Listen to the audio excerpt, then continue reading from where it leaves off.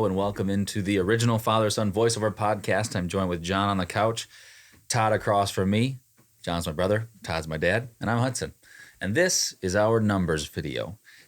What we do in this video is our numbers, whether it's direct email marketing, warm responses, auditions, jobs booked, or our platforms for my dad and I. And then John runs VO Marketing Pro, which is a direct email marketing business for voice actors like maybe yourself or like my dad and I if you're not. So anyway, we're going to do our numbers, and we're going to start out with John, who works for VOMP. So let's hear how the VOMP group did this week.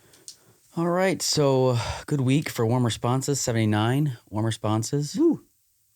40 auditions, and 8 jobs reported. And so we had Tyler Boss, Kimberly Young, Donnie Barnes, Mike Stout, Francisco, I won't try to pronounce his last name, apologize about that, but Francisco, Noel Romano, and then I believe it was 2 for Hudson, correct?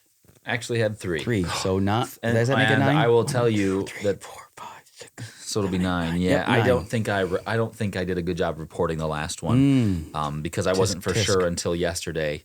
But I did get it, and 3 new clients for me this week. Boom. So I'll tell you about that after John's done. I don't know if he's done yet. No, we had a good week with roster auditions. 3 people that have used us. 3, I think I'll have to go back on that, but 2 or 3 companies that have used us in the past, used our roster in the past, came and asked us for auditions from several people in the group, and that's always nice. And one thing I will say is that these auditions, we're finding what we're trying to do is we're trying to build this roster out, as many of you know, to have these video production companies come to us exclusively. And at least one of these said that we were the only people that are auditioning. So this isn't necessarily a what is it called? Cattle call. Cattle call. We're trying to get it to be that we're the only, or that there's very few that they ask besides us, because we think we have a great group of talent on the roster, and that we can, with how we work and how the people in our roster work, that we can bring something that other platforms can't. Not that we're a platform, but just a roster, how the rosters can. So we had a good week with auditions with that. Just so you know, when you're auditioning, there are some that we do get that are cattle calls, but there's a lot of them that aren't. That we're trying to build it so that it's not that way. So I want to be clear on that. That's a testament to the VOMP team, you and Joe, but also Drew and Mom yes. doing cold calls because they stay on people's radar. But it's a testament to you guys that are on the voice roster, and all of the people, even if you're part of VOMP and you're not on the voice roster, just you getting back with people and responding well and doing a good job with your auditions, doing a good job, with the people when you work with Customer them. service. Mm-hmm. Yeah, I mean, that's making them want to come back. And what Drew's hoping to do is he's hoping to have, increase the number of video production companies, ad agencies, voice rosters that come back to us regularly. They just say, "Oh, I need a voiceover." Boom, VO Marketing Pros group or voice roster coming back, all the They're time. always And there. They're always responsive. Yeah. They've got flexible rates, stuff like that makes you stand out. Yeah.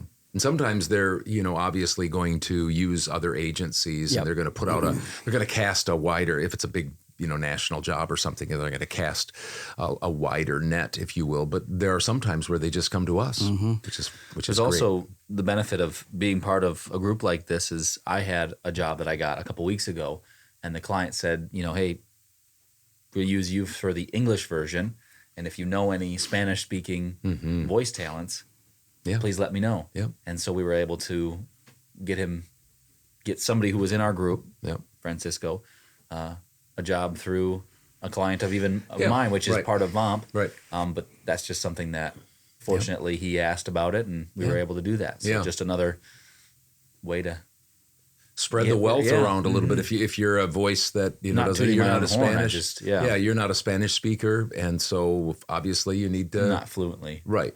So you would need one, and so instead of just saying, well, we don't have anybody, send it to our voice roster, our group of people, and you guys have done a great job with that. So keep your ears open. Keep your ears to the tracks. If there's some things that you can't do, don't just send them away.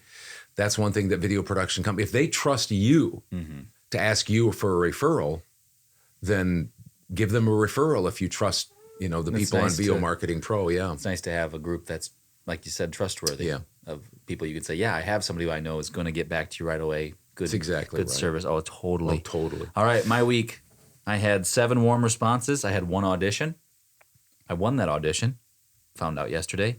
And then I had 2 jobs from a new client, $150 and $200, so $350 there.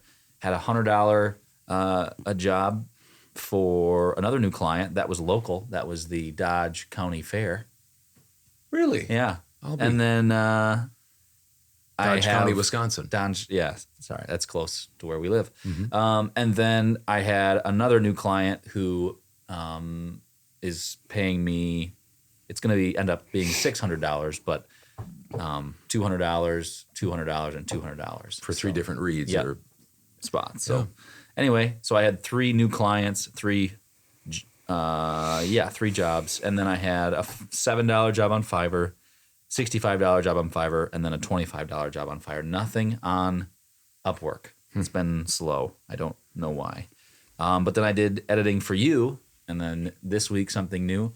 I also did some editing for somebody on our part of our VOMP group. So I did a total this week of $1,177.60. So over my goal again, which was over $300 wonderful. over your goal, or about $300 over your goal. Great. Good. Yeah. That's fun. It was fun. Next week might be tough. Next week probably will be tough for all of us, I would think. Keep my head up. Yep. For me, Fiverr, $800 even. My direct email marketing was $4,996.28. And just before I give the total, I had a company use me from Finland.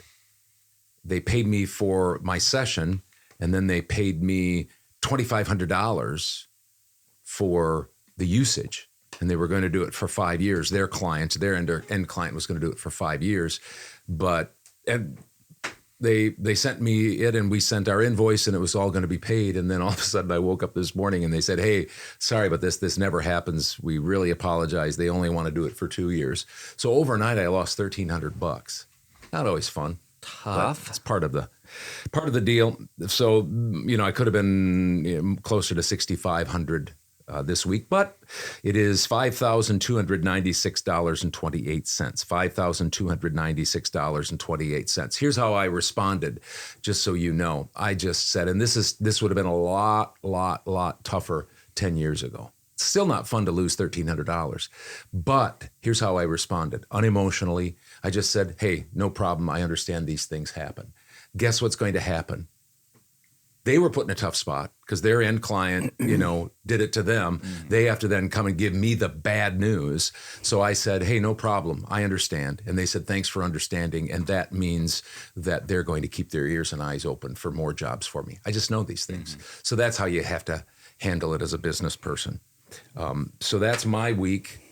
Guys got anything else before we tackle this other thing? No, I don't think so. We just had somebody comment on one of our videos, and we wanted to take a moment to chat about that. So this was from the I don't need other people or organizations to protect me when it relates to VO rates. That was under the Todd's tips and the do's and don'ts. If you're watching our other videos, then you'll know what I'm talking about.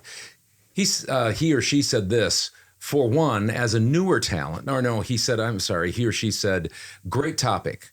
I can say that I see both sides of this coin. For one, as a newer talent, you simply can't jump into VO and start charging industry standard rates. You can't compete with the established pros at the same rate they charge. Clients will almost always lean toward the established pro rather than taking a chance on a newer talent. This can stifle the growth of any newcomers. You have to start somewhere, and that usually means starting with lower rates. It's not meant to undercut established talent or hurt the business. It's just what is needed for newer talent to get a firm footing in the business.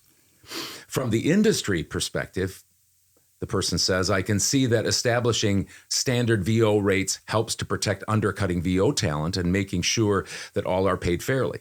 It's unlikely, however, that we'll ever see this happen, as you'll always have some that charge less because they are not as invested. Hobbyists, low quality mic, minimal, if any, acoustic treatment, no formal training or coaching.